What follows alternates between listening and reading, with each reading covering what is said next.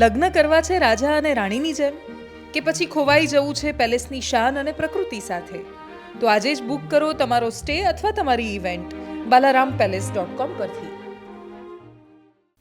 નમસ્કાર, weather analysis સાથે હું છું પાયલ અને ઠંડીની વચ્ચે હવે ઠંડીનો ચમકારો તો ઓછો થઈ ગયો છે, પણ માવઠાનું જે ટેન્શન છે એ વધી રહ્યું છે. કારણ કે હવામાન વિભાગ અને હવામાન નિષ્ણાંત બંને એવું કહી રહ્યા છે કે ગુજરાતમાં વરસાદ પડવાનો છે. કયા જિલ્લાઓમાં વરસાદ પડવાનો છે એની વાત કરવી છે, અને સાથે જ આ ઠંડીની વચ્ચે વરસાદ કેમ પડી રહ્યો છે એ પણ સમજવું છે. પહેલાં આપણે પશ્ચિમી વિક્ષોભ જે કહેવાય છે, જે વેસ્ટર્ન ડિસ્ટર્બન્સ છે, એ સતત આ બાજુ ઉપરના પ્રદેશો જે છે ત્યાંથી પસાર થઈ રહ્યા છે, અને વેસ્ટર્ન ડિસ્ટર્બન્સને કારણે ઠંડી અને માવઠાની સંભાવનાઓ વધી રહી છે.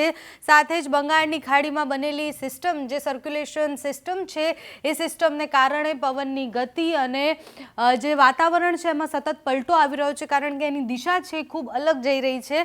પહેલાં એ અહીંયા બંગાળની ખાડીમાં ક્યાંક બન્યું હતું અને ધીરે ધીરે આમ ઉપરની તરફ એ વાવાઝોડું જે કહેવાય એ જઈ રહ્યું હતું, પણ એ બધાની વચ્ચે સ્થિર થઈ ગયું છે. અને એ સ્થિર થઈ ગયું છે એટલે જેટલા પણ ભેજવાળા પવનો છે અને બધું જે ગુજરાત અને બાકીના પ્રદેશો તરફ આવવાની સંભાવનાઓ છે અત્યારે એ કઈ તરફ આગળ વધે છે, બંગાળની ખાડીમાં બનેલી જે સિસ્ટમ છે એ સિસ્ટમ કઈ તરફ આગળ વધે છે એના ઉપર આપણે નજર રાખવાની છે. ગુજરાતના વરસાદની વાત કરીએ તો આજે 23 તારીખ છે અને ઉત્તર ગુજરાતના સંભવિત વિસ્તારો એટલે કે બનાસકાંઠા, પાલનપુર, મહેસાણા અને બોર્ડરના જે વિસ્તારો છે એ વિસ્તારોમાં વરસાદની સંભાવનાઓ છે. સાથે જ મધ્ય ગુજરાતના અમુક ભાગોમાં પણ વરસાદ પડી શકે છે.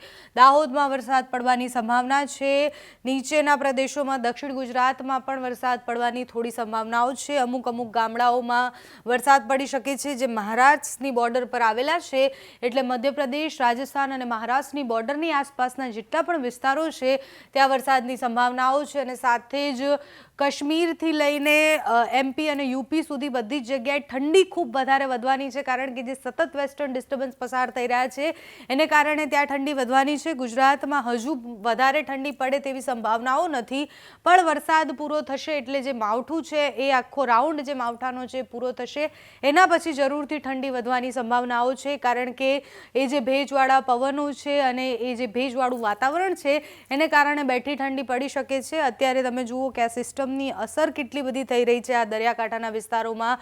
વિશાખાપટ્ટનમ અને ચેન્નઈવાળો જે આખો પટ્ટો છે દરિયાકાંઠાનો, એ આખા પટ્ટામાં જે સિસ્ટમ બની છે બંગાળની ખાડીની એની અસર થઈ રહી છે. અહીંયા ભુવનેશ્વરથી લઈ અને આ બાજુ ચેન્નઈ સુધી બધી જ જગ્યાએ દરિયાકાંઠાના વિસ્તારોમાં ખૂબ ભારે વરસાદની સંભાવનાઓ છે, અને જે પવનો છે એની ગતિ અને એની દિશા બધું જ બદલાવાનું છે. મધ્યપ્રદેશ એટલે ત્યાં વરસાદ પડે છે તો મધ્ય ગુજરાતને એની અસર થશે. મધ્ય ગુજરાતના જે બોર્ડરના વિસ્તારો છે ત્યાં એની અસર થવાની છે. ગુજરાતના, ઉત્તર ગુજરાતના મોટાભાગના વિસ્તારોમાં 26, 27, 28 તારીખ સુધી વરસાદ પડવાની સંભાવના છે. એટલે જે લાસ્ટ આ અઠવાડિયું છે જે એ અઠવાડિયામાં ખૂબ વધારે વરસાદની સંભાવનાઓ અત્યારે દેખાઈ રહી છે, અને એ વરસાદ પછી ઠંડી વધી શકે તેવી સંભાવનાઓ પણ અત્યારે વ્યક્ત કરવામાં આવી છે. હવામાન વિભાગ, હવામાન નિષ્ણાંત બધા જ એવું માની રહ્યા છે કે સતત જે વેસ્ટર્ન ડિસ્ટર્બન્સ પસાર થાય છે અને સાથે જ બંગાળની ખાડીમાં બનેલી જે સિસ્ટમ છે એ સિસ્ટમની દિશા એકવાર નક્કી થઈ જાય કે કઈ દિશા તરફ આગળ વધે એના ઉપર બધું જ નિર્ધારિત છે. તમે જુઓ કે આ બધા જ પ્રદેશો, હૈદરાબાદથી લઈ અને આ જે દરિયાકાંઠાનો પ્રદેશ છે ત્યાં વરસાદ પડવાની સંભાવના છે, અને વરસાદને કારણે એ ભેજ અને પવન બધું જ ગુજરાત તરફ પણ આવવાની સંભાવનાઓ છે. ગુજરાતના રાજસ્થાનની બોર્ડર પાસે આવેલા જે વિસ્તારો છે, ડુંગરપુર છે, એ બધા જ વિસ્તારોમાં વરસાદની સંભાવના છે. બનાસકાંઠા, પાલનપુર, મહેસાણા અને આ બાજુ દાહોદ, ગોધરાવાળો જે પટ્ટો છે, મહીસાગરવાળો પટ્ટો છે, ત્યાં છૂટોછવાયો વરસાદ પડી શકે છે. 27, 28, 29 અને 30 એટલે જે નવા વર્ષની શરૂઆત છે એની પહેલાં વરસાદ આવવાનો છે. એ વરસાદ એટલો ભયંકર નહીં હોય, કારણ કે માવઠાનો વરસાદ છે એટલે એની એટલી બધી અસર નહીં થાય, પણ અસર જરૂરથી થશે. ખેડૂતોએ ખૂબ ધ્યાન રાખવાનું છે, કારણ કે અત્યારે જ્યારે કમોસમી વરસાદ પડતો હોય છે ત્યારે કમોસમી વરસાદ એ ખેડૂતો માટે ખતરો હોય છે. જ્યારે આપણે એ વરસાદને એન્જોય કરીએ, શહેરમાં બેસીએ એટલે આપણને એવું લાગે કે સરસ વરસાદ પડી રહ્યો છે, પણ એ ખેડૂતો માટે ખતરારૂપ હોય છે, એટલે ખેડૂતોએ ધ્યાન રાખવાનું છે. હવામાન વિભાગ જે સેટેલાઇટ મેપ બતાવે છે એ પ્રમાણે તમે જુઓ કે અહીંયા વેસ્ટર્ન ડિસ્ટર્બન્સ બનેલું છે અને અહીંયા સિસ્ટમ બનેલી છે. એટલે આપણે એને ધ્યાનથી જોઈએ તો આપણને ખ્યાલ આવે કે વેસ્ટર્ન ડિસ્ટર્બન્સ અને એની પવનની જે ગતિ છે, એટલે અહીંયાથી જે વેસ્ટર્ન ડિસ્ટર્બન્સ પસાર થાય છે એ સતત પસાર થતા વેસ્ટર્ન ડિસ્ટર્બન્સ અને એની જુઓ તમે કે તીવ્રતા કે કેટલા વધારે તીવ્ર એ હશે. અને વેસ્ટર્ન ડિસ્ટર્બન્સને કારણે આ બધા જ જે વાદળછાયું વાતાવરણ દેખાય છે ત્યાં હિમવર્ષા થવાની સંભાવના છે.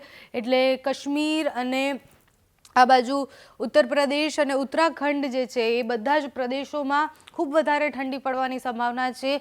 કાશ્મીર અને બધી જગ્યાએ તો અત્યારે હિમવર્ષા થવાની પણ સંભાવનાઓ દેખાઈ રહી છે અને એની બધી અસર ગુજરાત, મધ્યપ્રદેશ અને આસપાસના વિસ્તારો, રાજસ્થાનમાં પણ ઠંડી વધી ગઈ છે. એટલે ધીરે ધીરે ગુજરાતમાં પણ એ ઠંડીનો ચમકારો તમને દેખાતો હશે.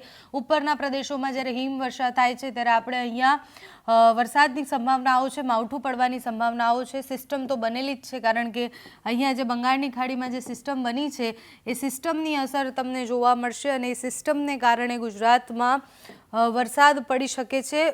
અહીંયા જે સિસ્ટમ છે આ સિસ્ટમ પહેલાં આ તરફ જતી હતી, હવે એ સિસ્ટમ અહીંયા જ્યારે પહોંચી છે ત્યારે આ બધા જ દરિયાકાંઠાનો જે વિસ્તાર છે આ બધા દરિયાના વિસ્તારોને અસર કરી રહી છે. એના જે પવનો છે આ તરફ આવતા રહેશે, ધીરે ધીરે અરબી સમુદ્ર સુધી એના પવનો પહોંચશે અને પછી એની જે અસર છે એ અસર વધુ થવાની સંભાવના છે. એટલે સેટેલાઇટ મેપ જુઓ કે તમે વિંડી જુઓ, તમને ખ્યાલ આવશે કે બે વસ્તુ જે છે વેસ્ટર્ન ડિસ્ટર્બન્સ અને બંગાળની ખાડીમાં બનેલી એ સિસ્ટમ, એના કારણે ગુજરાતમાં વાતાવરણમાં પલટો આવવાનો છે. હવામાન વિભાગ અને હવામાન નિષ્ણાંતોનું એવું માનવું છે કે ગુજરાતમાં અત્યારે જે માવઠાનો વરસાદ પડી રહ્યો છે એ થોડો લાંબો પણ થઈ શકે છે, ઠંડીમાં પણ વધારો થઈ શકે છે. હવામાન નિષ્ણાંત શું કહે છે તે સાંભળો, હવામાન વિભાગ શું કહે છે, કેટલા દિવસ સુધી વરસાદની સંભાવના છે તે પણ સાંભળો.